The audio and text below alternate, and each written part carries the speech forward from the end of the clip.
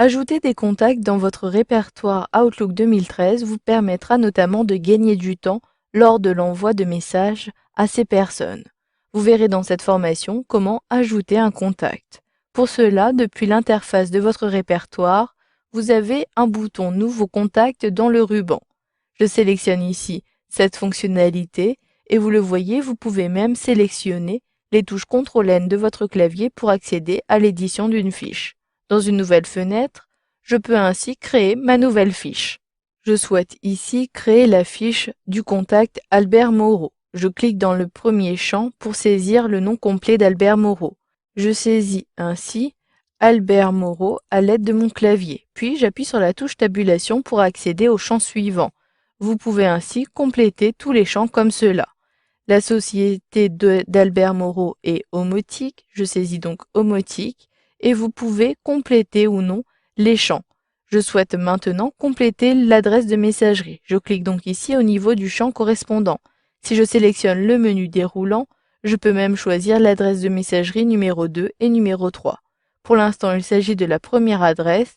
Je conserve donc cette entrée-ci. Je saisis donc albert.moreau625@gmail.com. Puis, j'appuie sur la touche tabulation de mon clavier. Je peux ainsi de suite ajouter les informations et cette fois-ci, je souhaite plutôt compléter son numéro de téléphone. Je clique ici. Son numéro de téléphone est le 01 45 76 98 65. Puis, je souhaite maintenant compléter une adresse, son adresse professionnelle.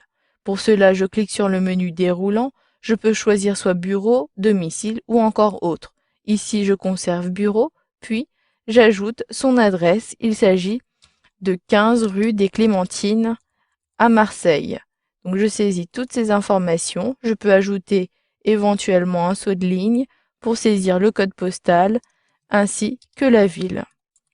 Une fois que vous avez terminé, vous pouvez ici cocher ou non l'adresse postale. Une fois que vous avez terminé, il est possible d'ajouter des informations complémentaires et vous pouvez même, depuis le ruban, joindre une carte de visite ou encore une image. Si je clique sur le menu déroulant, je sélectionne Ajouter.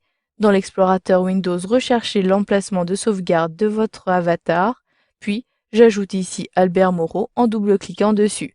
Une fois que vous avez terminé, il est possible de sélectionner Enregistrer et fermer situé en haut à gauche. Si vous souhaitez éditer plusieurs fiches, sélectionnez plutôt cette option-ci. Je sélectionne Enregistrer et fermer. Automatiquement, Albert Moreau est intégré ici à ma liste des contacts. Si j'utilise la barre de défilement, effectivement, Albert Moreau est bien ici présent. Si vous souhaitez modifier un contact, double-cliquez dessus. Je double-clique ici sur Valérie Lefebvre pour modifier ici son nom puisqu'il y a une faute d'orthographe. Je saisis donc Valérie. Vous pouvez éventuellement ajouter d'autres informations. En cliquant sur le plus, je peux compléter une nouvelle adresse. Ici, je clique sur Annuler. Après modification, il me suffit de sélectionner Enregistrer pour valider. Maintenant, j'ai bien ici en fermant la fiche la correction qui a été apportée. Dans un dernier temps, vous pouvez supprimer un élément que vous avez créé.